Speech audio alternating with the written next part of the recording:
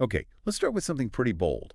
You are not stuck with the brain you have. It sounds almost revolutionary, doesn't it? But it's incredibly hopeful. It really is. Because, the idea that brain function can dramatically improve even after injury or dysfunction, that sounds almost too good to be true for a lot of people. Right, but it's actually grounded in the brain's amazing capacity for change. I mean, think about it like this. Your brain is soft, it's almost like soft butter, Yeah. and it's housed inside this hard skull that has all these sharp, bony ridges. Which makes it really vulnerable, right? Exactly. Super vulnerable to damage from impacts or even just, internal stress. But the flip side of that softness is its adaptability, its plasticity. And we've seen proof of this. Oh, absolutely. In some really groundbreaking research. Take the world's first and largest brain imaging study on NFL players, active and retired ones. Right, where the usual story is pretty bleak, isn't it? Concussions leading to depression, dementia. That's the common narrative. But what genuinely surprised the researchers, the really amazing part, Was that 80% of these players, out of 170, showed really high levels of improvement. Mood, memory, sleep, overall brain function. Yeah. All got better after they followed a specific program. 80%. That's huge. That's not just a tiny shift. It's like a massive demonstration of the brain healing itself. Precisely. It shows that innate ability to heal and reshape. And, well, that's what this deep dive is all about. It's your shortcut to understanding how you can harness that capacity, how you can reclaim and optimize your own brain. So we're pulling insights from an expert psychiatrist, kind of like getting a peek at the psychiatrist's couch of the future. You could say that, yeah. It's where understanding your mind really means understanding your brain, and vice versa. They're linked. And here's something really important for listeners. You don't actually need a brain scan yourself to benefit, right? Not at all. That's crucial. Think about people like Josh, the student whose mind felt like a runaway freight train. Or Emily with her claustrophobia, or Corrine, the executive who just couldn't switch off. Exactly. They all saw huge improvements just using mind management techniques. No scans needed for them to get better. Okay. So this expert's approach, it's unique because it blends the latest thinking about the mind with actually looking at the brain, optimizing it. And it also includes deep expertise on things like Lyme disease, which is increasingly important for understanding neurological issues. He knows it partly from personal experience, too. Right. So we're talking brain function. But let's get into that feeling many of us have, the busy brain. What does that actually mean? Is it just stress? It's definitely more than just a feeling, though stress is part of it. Yeah. A busy brain is, it's a state where your brain's own internal noise, its chatter, actually makes it less effective. Less effective. How so? Often this excess activity is buzzing away in the limbic system. That's your emotional brain. And when that part is overloaded, firing too much, it struggles to pick the best path forward. You get kind of bogged down. Lost in the noise. Exactly. Lost on unproductive mental paths. It feels bad, dysphoric, unpleasant, inherently negative, really. And it often comes from just being overloaded. Too many stimuli, threats, demands. Without enough guidance from the front part of the brain, the PFC. Precisely. The prefrontal cortex, your executive control center, isn't stepping in enough to guide things. So you're left with this buzzing, unpleasant state. And it feels like our modern world, the I world, is practically designed to create this, doesn't it? The phones, the notifications. Oh, absolutely. Constant digital stimuli. It feeds right into this too muchness. It triggers information overload, which then kicks in our primitive fight or flight systems, keeps us on high alert. And that leads to digital dementia? I've heard that term. Some researchers call it that. Yeah, it's basically cognitive impairment because your brain is just struggling to cope with this unnatural level of constant input. Wow. So given all that pressure, what about negativity? Feels like it's always there, ready to pounce. You've hit on a really key point, negativity. It's actually the default position for the human psyche. The default. Yeah, it's baked into the brain's ancient survival system. And that's exactly why it's so incredibly hard to just get rid of. Our memory system is literally hardwired for it. How does that work? Well, our primitive survival brain, centered in the amygdala, learns about dangers really, really quickly. And those fear memories, they're sticky, they don't change easily. But our hippocampus, the part for new, explicit memories, that's more flexible, more plastic, it's always updating. So old fears are tough. Yeah, but we can learn new positive ways. Exactly. That plasticity is key. It also helps explain how, difficult early life experiences can create these nonverbal memories, these feelings that keep impacting our relationships years later, even if we don't consciously connect the dots. That makes sense why negative thoughts can feel so absolute. Like, Right. I'm a total loser or nobody will ever love me. Yeah. They feel like facts. They really do, and they often show up in these common kind of sneaky thinking patterns, like the mental filter. Mentor filter. Yeah, where you grab onto one tiny negative thing and it just colors everything else. Remember Corey hosted a fantastic dinner party, everyone had a great time, Right. but one colleague left a bit early, said he had an early morning. Totally reasonable, but Corey couldn't let it go. He obsessed, thinking I must have offended him. That one little detail just ruined the whole success for him. Oh, I know people like that. Or the overgeneralization thing. One bad thing happens and suddenly everything is doomed. Exactly. Like Yeah. the teenager who gets turned down for prom by one person and immediately decides, that's it, I'll never get a date, I'm going to be alone forever.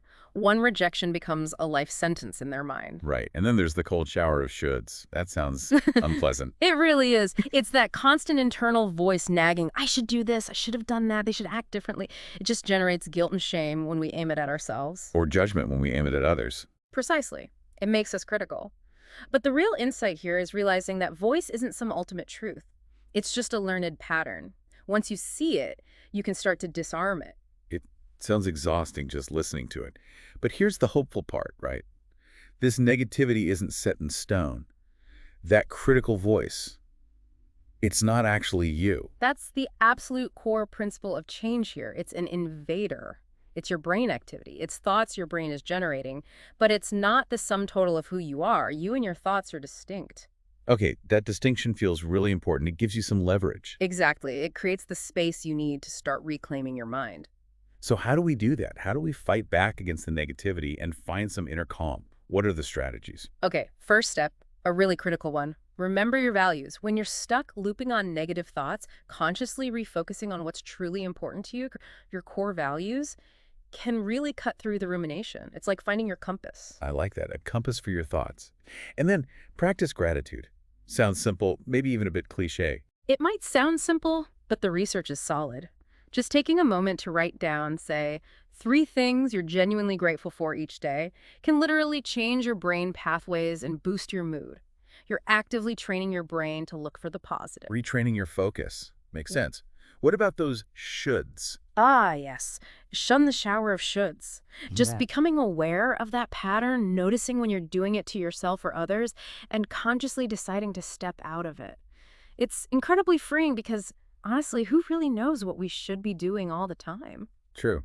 I also like the idea of twist the dial. Yeah, that's a good one. Just visualizing a volume knob for those negative thoughts and mentally turning it down, it gives you this tangible sense of control, even if it feels a bit metaphorical. And sometimes you just need to laugh, right? Have a laugh. Absolutely. Right. Gently finding humor in that inner critic, not taking it so deadly seriously, it really deflates its power. Don't beat yourself up. Just chuckle at it sometimes. Okay. And if the problems feel really big and overwhelming? Then it's time to power up your problem solving.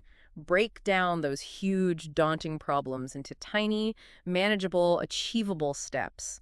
Suddenly, it doesn't feel like climbing Mount Everest anymore. Just taking one small step.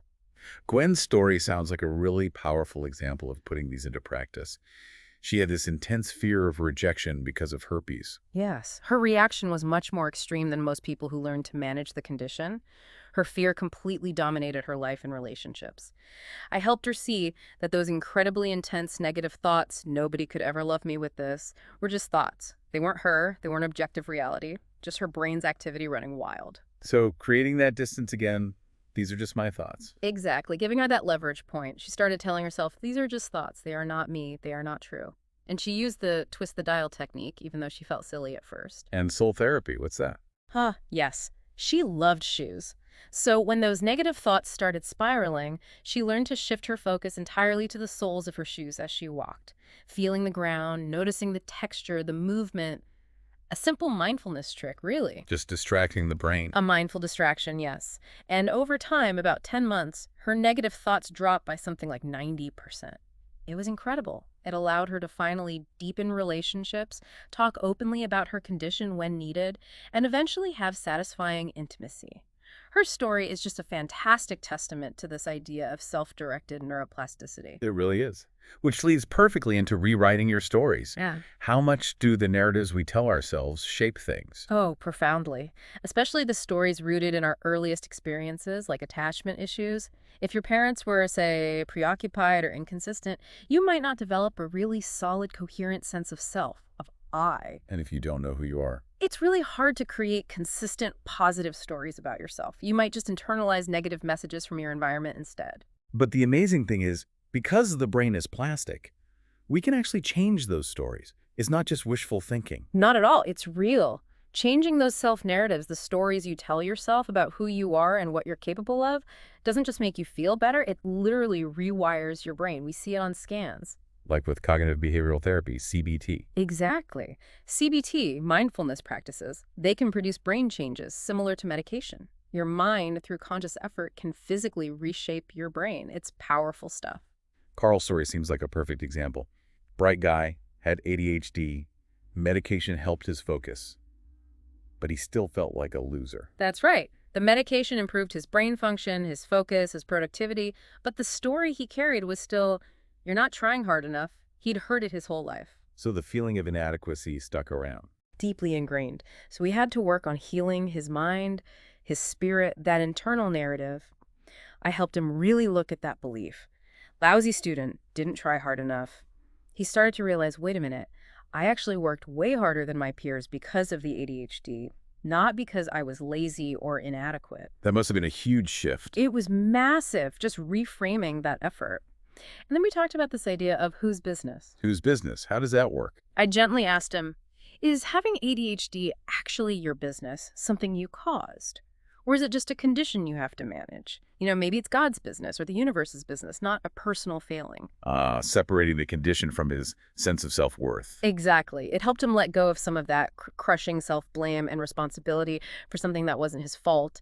He eventually became a partner at his accounting firm. It shows you need both brain optimization and rewriting the story. Such a clear example. And Anna, losing her job, rewriting her story, helps her externally too. Yes, she was understandably shaken and discouraged after being laid off. But by actively working on her narrative, reframing the job loss not as, I'm a failure, but as a redirection, a stepping stone. She kept her morale up. And that positive mindset helped her find something new. It empowered her. She didn't collapse into victimhood. She maintained her confidence and ultimately landed a great position as an attorney with the U.S. Department of Justice. Changing the internal story absolutely impacts external outcomes. Okay, let's shift gears slightly to mindfulness. It's fascinating how directly it seems to calm that overactive, busy brain. How does it work physiologically? Mindfulness practices, especially things like meditation, directly dial down the sympathetic nervous system. That's your fight or flight response. Okay. And at the same time, they activate the parasympathetic branch, the rest and digest system. This shift makes you less defensive, less reactive. It allows for more thoughtfulness, more clarity, instead of just raw impulse. And the science backs this up. I know there have been studies from major universities. Oh, absolutely. Harvard, Yale, Wisconsin. Brain scan studies consistently show that during meditation, the amygdala, the fear center, actually quiets down. It sort of switches off its alarm. While the front part lights up. Exactly. The prefrontal cortex associated with peace, focus, executive function, it becomes more active. Meditation literally increases gray matter in key areas, helps slow brain deterioration over time, and demonstrably reduces anxiety and anger. It's a direct route to a calmer state. The story of James, the overwhelmed pastor, sounds like a modern parable. That feeling of being pulled everywhere, decision fatigue. I think many listeners can relate. James is definitely a symbol of our multitasking age. He was suffering from classic decision fatigue. You know that famous parole board study? Where prisoners get parole more often in the morning. Exactly. Because by the afternoon, the board members are mentally tired, their decision-making quality drops. James was like that all the time. He was a classic people pleaser, taking on way too much. I hated saying no. Hated it. But to become more mindfully present, to actually reduce that fatigue and overwhelm, he had to cut back. He had to learn to say no, reduce his commitments, even though it was hard for him. So for those of us who aren't pastors but still feel that overload, what are some practical ways to bring mindfulness into daily life? without needing a silent retreat? Great question. There are definitely accessible ways. First, mindful meditation. Even 15, 20 minutes a day makes a difference. Morning, evening, whenever works. Honestly, even 5 minutes is a good start. And breathing. It seems so basic, but we often don't do it well. It's fundamental. Practice breathing consciously, maybe 3 times a day, just for 5 minutes. Focus on full, deep breaths down into your belly, not just shallow chest breaths. So much tension and suppressed emotion gets locked up with shallow breathing. Deep breaths can really shift your state. Okay. And finding quiet. That idea of still power. Yes, seeking out moments of inner and outer quiet. It could be turning off the phone, finding a quiet spot during lunch, just intentionally creating pockets of stillness in your day. It allows for that mental clarity, that still power to emerge. I like the simplicity of the power of how. That's a great one. Just bringing mindful awareness to simple, everyday actions, gently closing a cabinet door instead of slamming it, walking slowly and noticing the sensation, brushing your teeth mindfully. It pulls you out of autopilot and into the present moment. And it extends to how we interact with people. Absolutely. Relationships are a prime practice ground, especially with difficult people. Can you stay present, really listen, respond thoughtfully instead of just reacting on impulse? That's mindful interaction. And the big one, digital distraction. Huge. Consciously choosing to minimize the electronic immersion. Maybe have screen-free times or zones. Turn off unnecessary notifications. Give your brain regular breaks from the constant digital onslaught. Terry's experience sounds really specific. Mindfulness, helping quiet the mental noise during sex. Yes, it was quite profound for her. That cacophony of thoughts was interfering with intimacy. Using techniques like relaxation breathing helped anchor her in the present moment, in her body, quieting the chatter. It improved connection not just physically, but emotionally too, both in and out of the bedroom. Which brings us neatly to relationships. We know humans are social creatures. We need connection. How does that link to brain function? It's fundamental. Good, healthy relationships literally help our brains function better. Feeling safe, valued, accepted. It calms the nervous system, reduces anxiety, even boosts immunity. And unhealthy relationships. They have a destructive impact. Constant tension, conflict, feeling unsafe. It keeps the brain in that busy, unbalanced, high-alert state, really detrimental over time. And you mentioned earlier, it seems like getting a handle on our inner state, negativity, stories, mindfulness is key before we can really master external relationships, or at least they need to go hand in hand. That's a really crucial point. If you're constantly overwhelmed by your own emotions, if your limbic system is always hijacking you, it's incredibly hard to navigate relationships constructively, especially tricky ones. Inner self-mastery allows your PFC, your thinking brain, to stay online and regulate you. Let's talk about that barbell analogy you use, differentiating vertical versus horizontal relationships. Can you break that down? Sure. Imagine a barbell. A vertical relationship is like trying to balance all the weight on one end. It's inherently unstable. There's a power imbalance, real or perceived. One person's on top, one's on the bottom. Winner, loser. Adversarial. Adversarial, competitive, often hierarchical. This dynamic triggers danger signals in the brain. It pushes you into those primitive survival modes, fight, flight, freeze, and boom, you've got a busy, stressed brain. Think of a constantly critical boss or predator-prey dynamics, even an enmeshed parent using guilt. Okay, so what's the alternative? Yeah. The horizontal relationship. That's like holding the barbell evenly in the middle. Both ends are balanced, supporting each other. It's built on honesty, openness, mutual respect, mutual growth. Both people value each other intrinsically. Differences get talked out. Trust is the foundation. Sarah's story really highlights this shift, doesn't it? From victim to, well, enacting a similar pattern. Exactly. Sarah experienced the trauma of being on the bottom of a vertical relationship as a child victim of abuse. Then, as an adult, she unconsciously flipped the script and acted out the top predatory role in her sexual life, and even with male subordinates at work. Understanding these vertical dynamics was key for her to break that pattern and move towards healthier horizontal connections. It changed everything for her. And Susan, the mother who was always criticizing her son, Kyle, that's vertical too, right? Mom on top. Classic vertical. She was basically replicating the criticism she received from her own father. The shift came when she recognized that pattern and consciously decided to change her motivation from judgment to genuine support. That opened the door for a more balanced, two-way relationship with her son. The parentified child also fits this vertical model, like Stefan, always rescuing his family from his dad's gambling. Absolutely. When a child has to take on adult responsibilities too early, like Stefan did, they often grow up feeling overly responsible, always needing to rescue others. Learning to step back, to adopt a non-rescuing, horizontal stance, being an equal, not a parent, can be incredibly freeing. Jessica's cannibal dream, that's such a vivid image of how deep this can go. It really is. Her dream of being literally consumed was a powerful metaphor for her relationship with her psychologically overwhelming mother.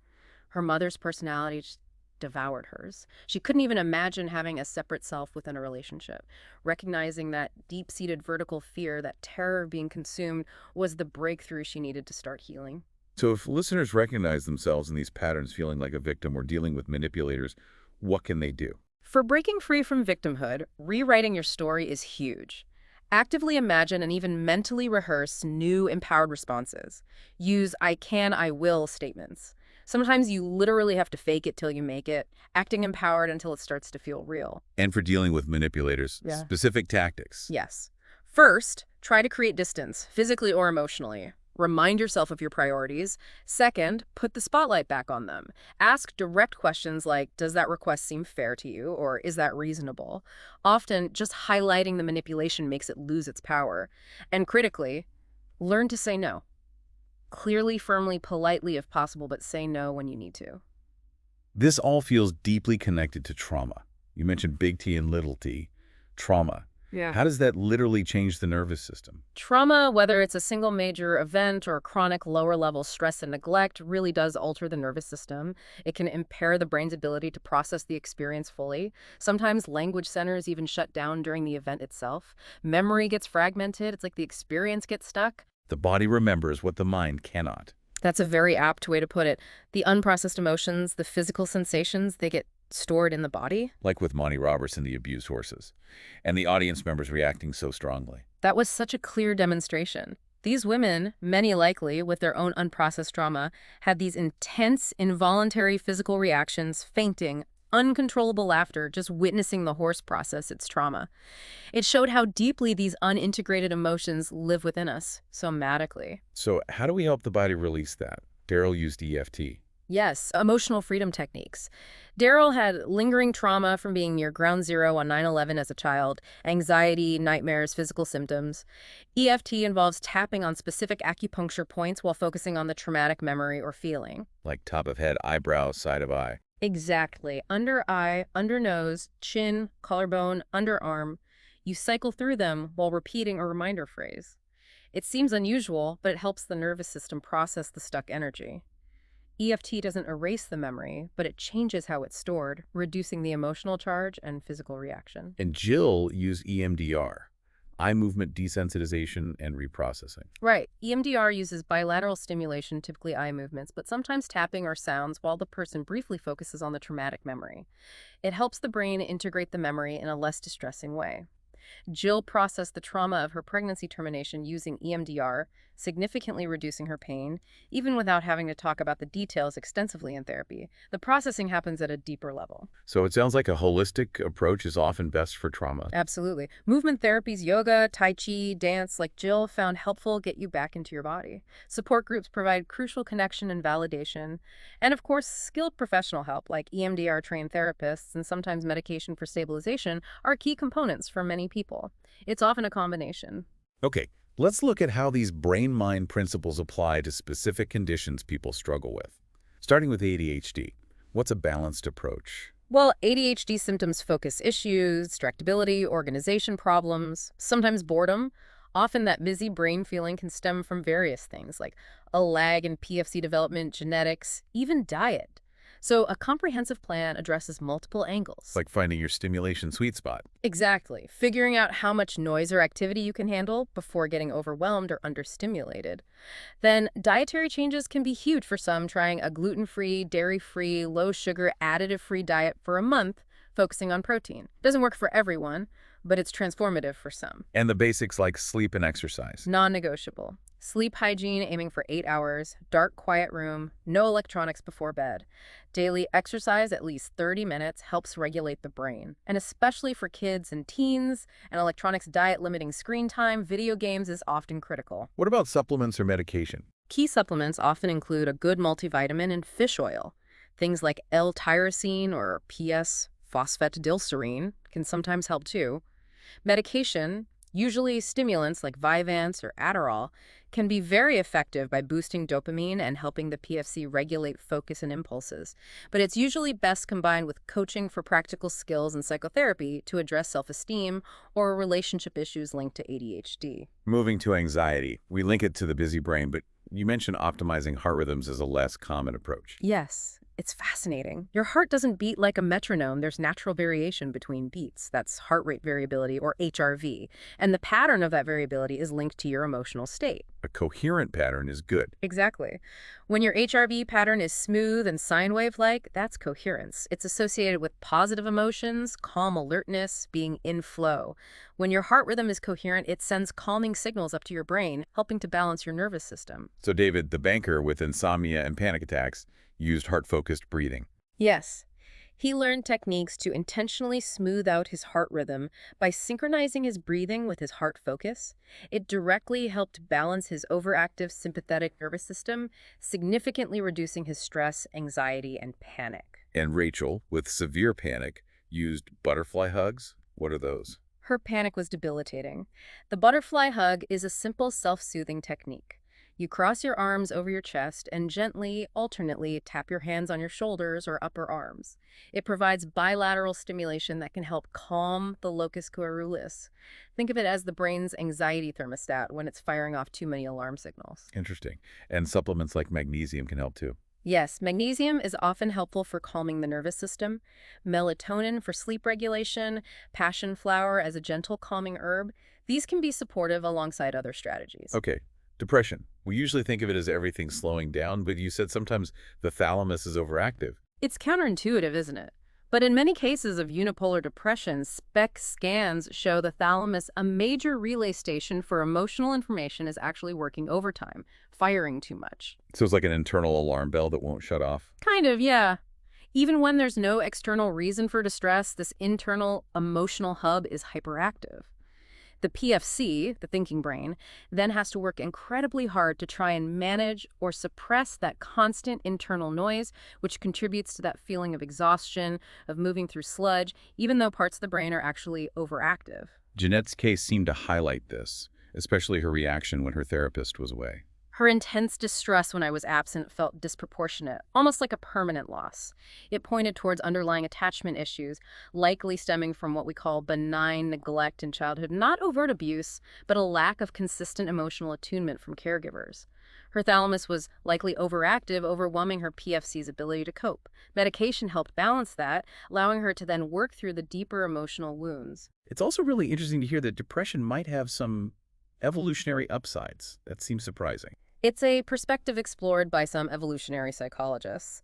The intense rumination common in depression might, in some contexts, have been adaptive, forcing focus on complex problems, enhancing analytical thinking, maybe increasing persistence. And empathy.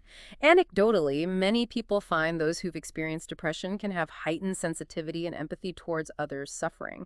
And certainly, for many artists and writers, deep emotional pain has fueled profound creative expression. Like the quote goes, "Sorrow is the vitamin of growth." It's not minimizing the suffering, but looking for potential, albeit difficult, silver linings. What about seasonal affective disorder, SAD? Brenda got relief from light therapy. Yes, light therapy is often very effective for classic winter SAD, along with lifestyle management. But Neil's case was unusual. He had reverse SAD.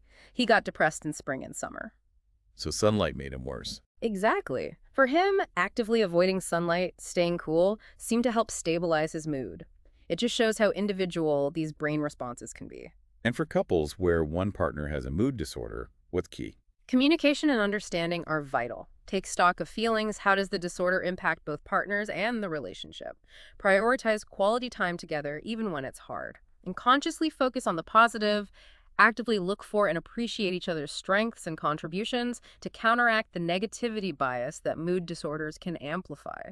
Okay, let's talk about stuckness, like OCD or just getting stuck in worry loops. You link this to an overactive error detector. Yes, conditions like OCD or just tendencies towards excessive worry or rumination often show too much activity in brain areas like the anterior cingulate cortex and the caudate nucleus. Think of these as the brain's error detection circuit, or maybe it's antivirus software. A little bit is good, keeps us organized. Right, a little helps you double-check things, stay organized, be conscientious. But when this circuit is overactive, it's constantly flagging things as errors or potential threats, even when they're not. That leads to getting stuck on thoughts, stuck in worries, stuck in repetitive behaviors. A very busy, inefficient brain state. Tyler, the boy with oppositional defiant disorder, ODD, his no-ness was like a form of stuckness. In a way, his constant opposition, his no, felt completely natural and right to him, what we call egosyntonic. It was like a primitive defense of his developing self, a way to assert control, even if it created conflict. It was kind of rigid, stuck response pattern. For him, calming supplements helped reduce that oppositional stuckness. And Betty, needing extreme control because of past trauma, she used techniques like penciling in a stuck appointment. Yes, her control issues were a way to prevent future harm rooted in past trauma. She learned to pause and recognize the present wasn't the past. And yes, she used specific techniques to manage the stuckness. Setting aside designated limited times for worry, like Ted did, giving himself 2 15-minute slots a day to worry about his interview, can contain it. So you don't ruminate all day. Exactly. You give the worry circuit its time, then you move on. Other techniques. The stop technique. Right. Mentally or even quietly aloud, yelling, "Stop!" when you catch yourself in a stuck thought loop. Blurb found this helpful for her board meeting anxieties. It interrupts the pattern. And the rubber band technique. Snapping a rubber band worn loosely on the wrist, the brief physical sting acts as another pattern interrupt, helping you shift your focus away from the stuck thought. Sue's story involved medication first, then techniques. Yes, Sue had severe skin obsessions. Medication helped calm down that overactive error detection circuit initially. Once her brain was a bit quieter, then she could effectively use the self-help techniques. Stop, diversion, the rubber band to manage the remaining obsessive thoughts and gain more control. Okay, addiction. You frame it often as the brain trying to self-medicate. In many cases, yes.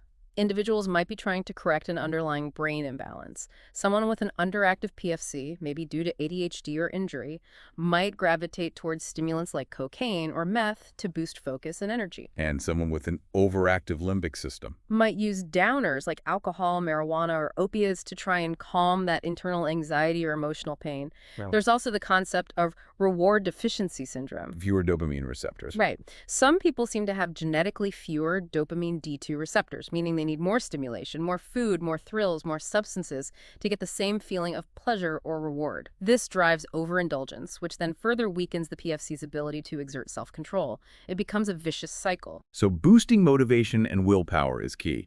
You mentioned motivational interviewing and smarter goals. Yes, motivational interviewing helps people connect with their own reasons for wanting to change. And smarter goals are really effective. Specific, measurable, achievable, relevant, time-bound, but adding evaluated, how will you track progress, and reward, what's the positive reinforcement for hitting milestones.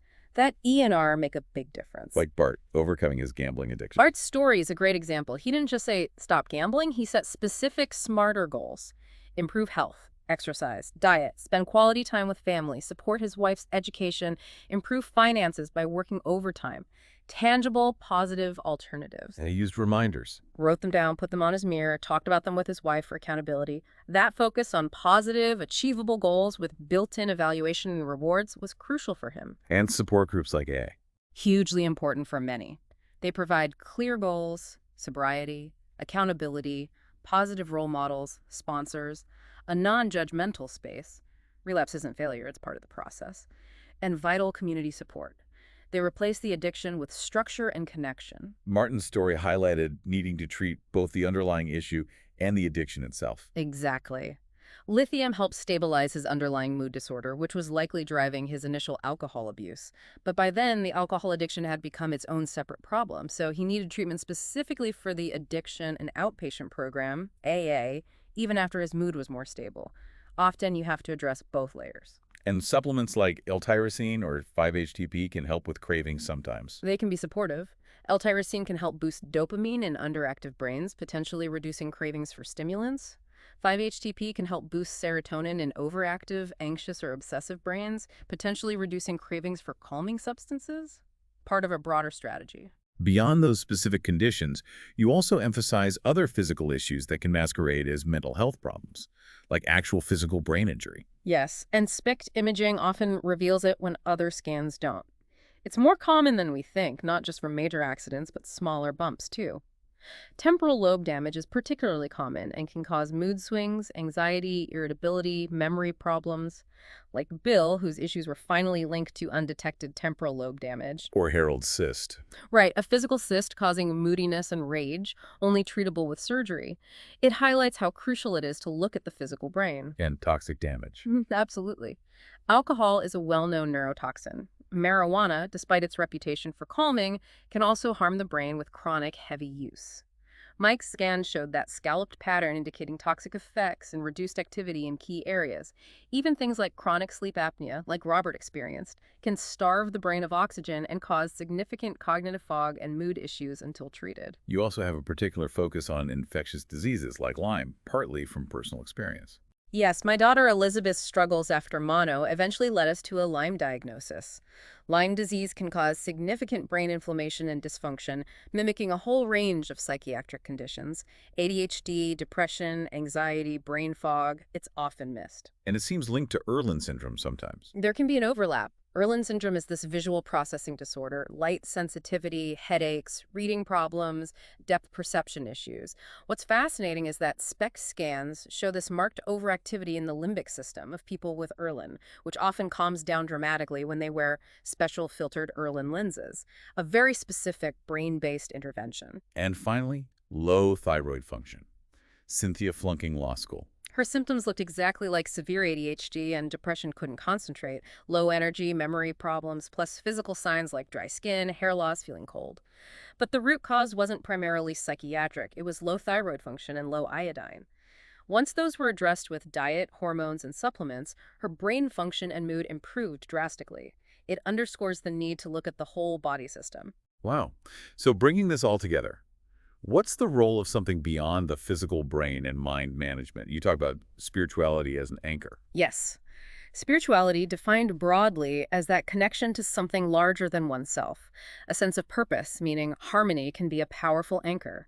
It helps shift the focus away from our own immediate hurts or worries, connects us to others or to core values, and that can profoundly calm a busy brain. It provides structure, love, meaning. Charles's story sounds incredible in this context. His brain looked terrible on scans, but he functioned well. His SPECT scans were frankly alarming, showing significant damage from head injuries, substance abuse. Biologically, you'd predict severe dysfunction.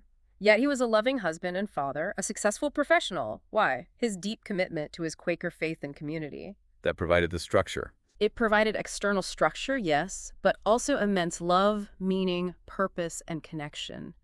That spiritual and communal anchor allowed him to function at a much higher level than his brain biology alone would suggest. It literally helped him transcend his limitations, a testament to the power of purpose. So how can listeners cultivate their own spiritual well, find their own anchor? It's about identifying what nourishes your spirit. What activities consistently bring you those spiritual fruits, feelings of joy, gratitude, peace, compassion, acceptance. It could be formal prayer or meditation, engaging with music or art, spending time in nature, connecting deeply with a community, reading inspiring texts, whatever fills your well and calms your busy brain. It comes back to having a vision for your life, doesn't it? Like that Helen Keller quote. The only thing worse than being blind is having sight but no vision. It's such a powerful reminder. Taking the time to reflect on, clarify, and maybe even write down your vision for a life with purpose and joy, that's an incredibly worthwhile investment. Maybe even set some smarter goals for your spiritual well-being. This has been such a rich, deep dive. We've gone from understanding the overwhelmed, busy brain and the pull of negativity to practical strategies for reclaiming calm through mind management, mindfulness, rewriting our stories, healing relationships and trauma, and addressing specific brain conditions. The core message seems incredibly empowering. Yeah.